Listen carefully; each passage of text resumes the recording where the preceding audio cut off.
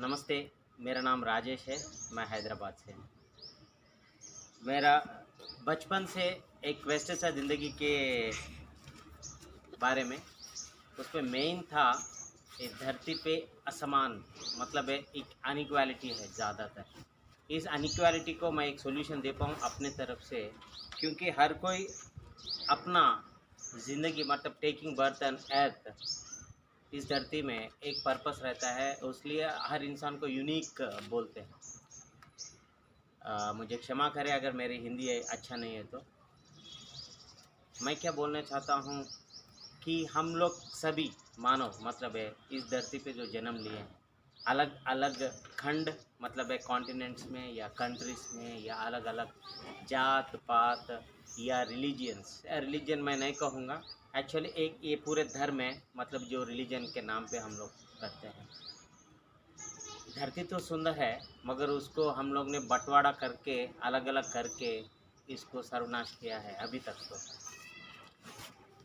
इस धरती को अभी जो सिचुएशन है, इस सर्कमस्टेंसेस में हम लोग कैसे हम एकजुट है, मतलब है मानव पूरे एक ही है, ये कैसे मैं प्रूव कर सकता हूँ। मेरा क्वेश्चन बचपन से था। हमारे घर के बगल में एक नाला बहता है। नाला, इसमें पानी कहाँ से आता है? हर घर से आता है। ये मेरे ज़िंदगी में एक अहम क्वेश्चन का आंसर बन के मेरे अंदर आया है। दूसरा है ये पेड़, मतलब है हवा। ये दूसरा सॉल्यूशन बन के मेरे ज़िंदगी में आया।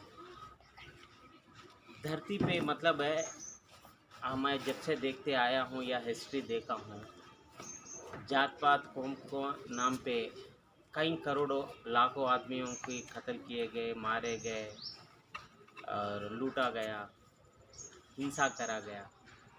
जबकि धरती पे हिंसा के लिए कोई जगह नहीं रहना चाहिए। हर कोई मिल बांट के खाएंगे, मतलब है धरती पे जितना भी है, किसी के पास ज़्यादा उगता है तो किसी के पास कम रहता है। शेयरिंग के हिसाब से अगर रहेंगे हम लोग तो इस धरती को कितना खूबसूरत कर सकते हैं। इसको तो स्वर्ग भी हमसे छोटा पड़ जाएगा, इतना सुंदर इस धरती को हम सजा सकते हैं। और मेरा क्वेस्ट है, सुनिए। यूनिवर्स इतना बड़ा है कि आँकने वाले को भी मतलब है उसका माइंड स्पेस जितना बड़ा होता है वो भी छोटा पड़ जाता है। अगर हम कहीं कोने में जितना अपना माइंड का स्पेस जाता है, वहाँ से अगर देखेंगे इस धरती को, ये तो बिल्कुल एक धूल की कण के बराबर भी नहीं। इस धूल के कण के बराबर नहीं है। इसमें 750 करोड़ खाली इंसान अकेले जीव व्यतीत नहीं कर रहा है, अलग अलग जीव राशि भी है। और ये सुंदर धरती, इतने सारे प्लैनेट्स के बीच में ये एक ही धरती है जो हमको पाल पोस कर बड़ा करके हमको वो जगह दे रही है। और हम कौन हैं? अल्लाह का इबादत करते हैं, ईश्वर का करते हैं, जीसस क्राइस्ट का करते हैं, जीविश अलग करते हैं, बुद्ध जैन अलग अलग वाले धारणा वाले हैं, धर्म वाले हैं। इन सबको हम एकजुट कैसे मैं बोल सकता हूँ? तो मैं जैसे इससे पहले जैसे कहा, two solutions were there with me. One is the water और एक है एयर। एक्चुअली हम जब भी बोलते हैं किसी को हिंदू या मुसलमान या कोई देश अदर दूसरे देश वाले से क्यों भाई बैर करते हैं, क्यों आपस में नहीं रह सकते हैं, वो अलग अलग पर्सनल एजेंडा रहता है। मैं उतना डिटेल में नहीं जाना चाहता हूँ। हमारे जो बुज़ुर्ग पहले बोलते थे, अरे भाई इंसान पूरा एक ही है, इसकी भी काटो उसकी भी काटो, उसके अंदर से ब्लड ही आता है जो बिल्कुल रेड कलर रहता है। रेड कलर हमारे में नहीं, ज़्यादातर जीव राशि के अंदर तो यही रहते हैं भाई, रेड ही रहता है। तो मेरे पिताजी अलग है, मुस्लिम में जो मेरे भाई अलग है, उनके अलग है, उनके अलग है। इस वजह से और इस कॉन्सेप्ट को इतना अंदर इतनी बारीकी से या इतना सीरियस से कोई नहीं ले रहा है। ले रहा है नहीं ले रहा है वो उसका मर्जी। मगर मैं क्या बोलता हूँ, अभी इस 750 करोड़ धरती पे ज़्यादा सोचने वाला अक्लमंद चीज़ जो भी है इस पे धरती में, वो है इंसान। अगर इंसान अपनी खुद पे आके कुछ भी सोचने के लिए रहता है, सीरियसनेस 1 मिनट का बस है, ये बैर वैर पूरे ख़त्म हो जाते हैं। आपस में दूसरे वाले के अंदर में भी तुम ही नज़र आना शुरू हो जाता है। जब ये कोम्प धारना कुछ नहीं रह जाता। मैं आपको एक एग्ज़ाम्पल बोलता हूँ। मेरे को जब एक चीज़ परसों में लास्ट 15 डेज़ बैक एक न्यूज़पेपर में आया था, एक ब्राह्मण की खेती में एक लो कैस्ट वाली लड़की जाके मल विसर्जन किया। उस लड़की को बेरहमी से पीटा गया। मैं बोला क्या होता है, एक लड़की जाके मल विसर्जन करती है, मतलब इसका नेचर कॉल है। जो सब कुछ करते हैं, या तो करोड़पति भी करता है, झोपड़ीपट्टी वाला भी करता है। वो तो नेचर का एक इंसान को जैसे शरीर पोषण में किया हुआ है, उसको जिन में होने के बाहर जाने का भी व्यवस्था है। तो इसको गलत उसने समझा है, उसका गलती नहीं है, उसके जो देखने के तत्व में है उसमें चेंज है। मैं क्या बोलना चाह रहा हूँ कि सब कैसे जुड़े हुए हैं एक से एक का, ये मैं आपको एग्जांपल देना चाहता हूँ। अभी समझो उस ब्राह्मण ने उस लड़की को मारा, ठीक है। मेरे सॉल्यूशन में एक तो पानी था, वो पानी कहाँ से आता है? धरती के ऊपर जो भी पानी है वो सूर्य के ताप से, मतलब है सनलाइट से एवापोरेट होके क्लाउड सिस्टम बन के फिर कंडेंस होके फिर धरती पे गिरता है।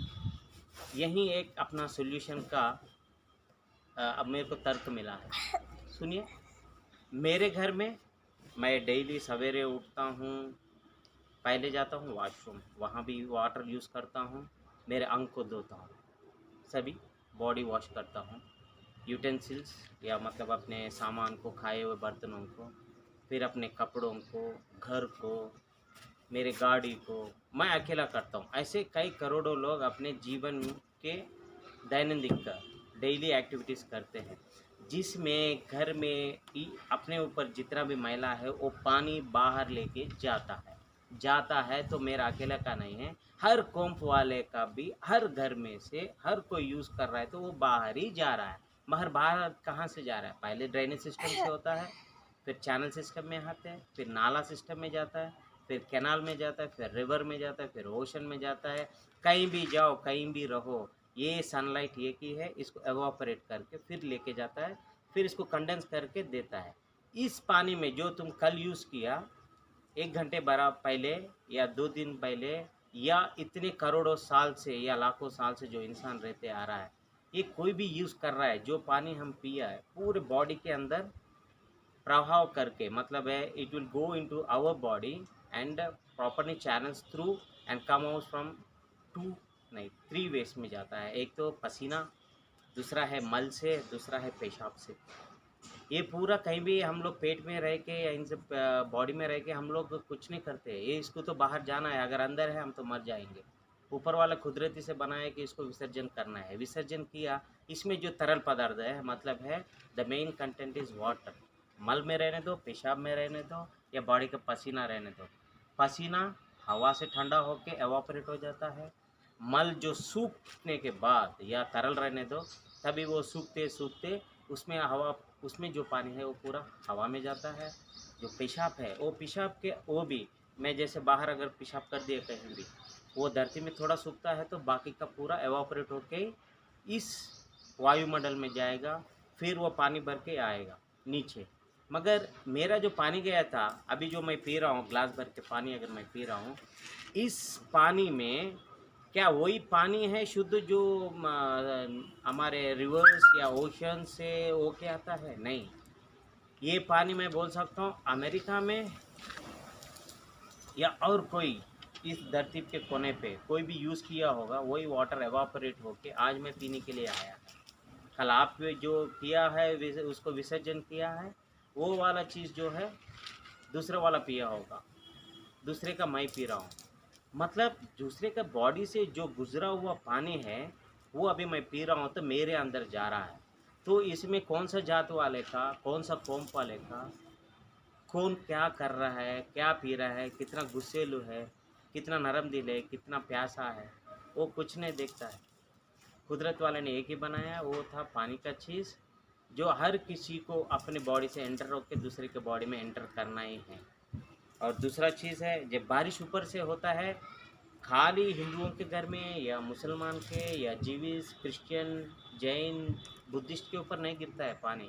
वो समांतर में सभी के घरों के ऊपर गिरता है। सभी के घरों पे जितना भी कचरा है, मैला है, बाथरूमों से ड्रेनेज से होकर रोड के ऊपर से गुजर के नालों में जो पानी बारिश वाला था, वो अभी कहीं जगहों से गुजरते गुजरते नालों में आया। नालों में से फिर उसको जाना है वही नदी जो हमारे खेती बाड़ी के लिए यूज़ होता है और दुनिया के कई मतलब इंडस्ट्रीज़ को या कहीं भी होने दो इकोनॉमिक के लिए, और फिर वो ओशंस में जाता है।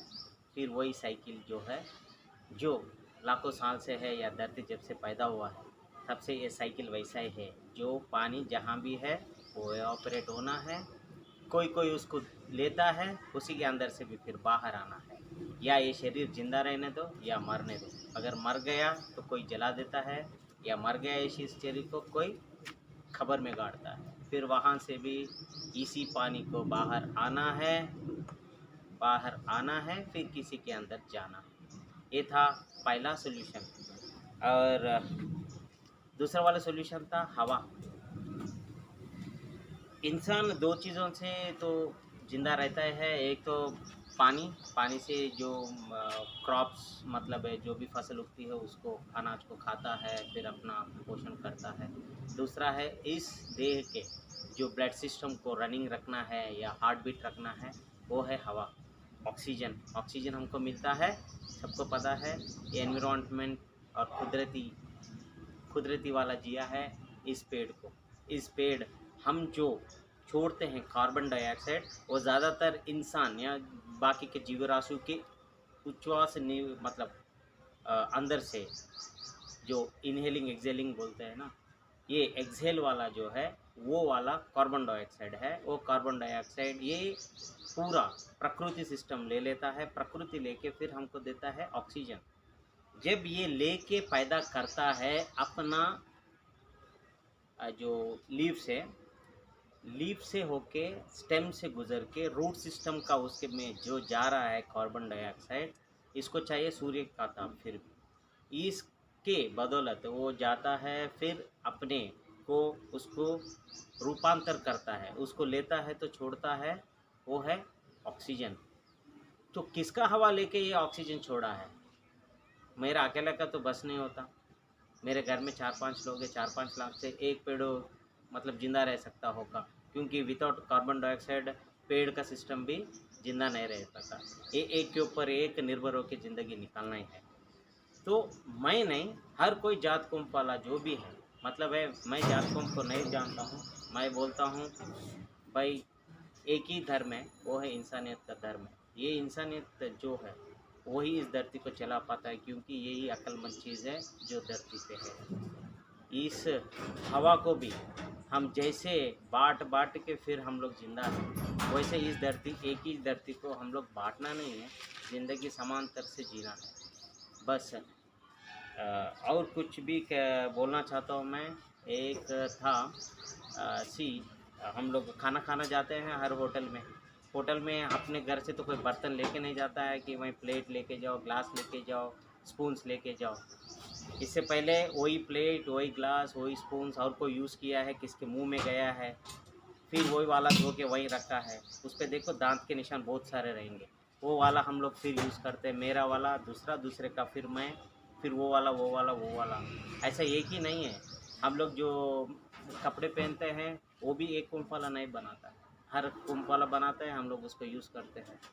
पैसा भी हमारा एक का नहीं था, इससे पहले वो दूसरे के हाथ में था, अभी हमारे में आ रहा है। ऐसा हर चीज़ हमारा कुछ भी नहीं है। हमको माइंड से बंटवारा किया गया, माइंड को इसको निकाल दो। फिर आप सीरियस से, जो हर धर्म बोलता है सीरियस लाइफ गुजारने का, हम लोग सीरियस नहीं लेते लाइफ को। हम लोग आर्टिफिशियल लाइफ को लीड कर रहे हैं। बी है good and real life human beings and good man kind on this earth. मैं यही चाहता हूँ और सबको मेरा नमस्ते करता हूँ। नमस्ते।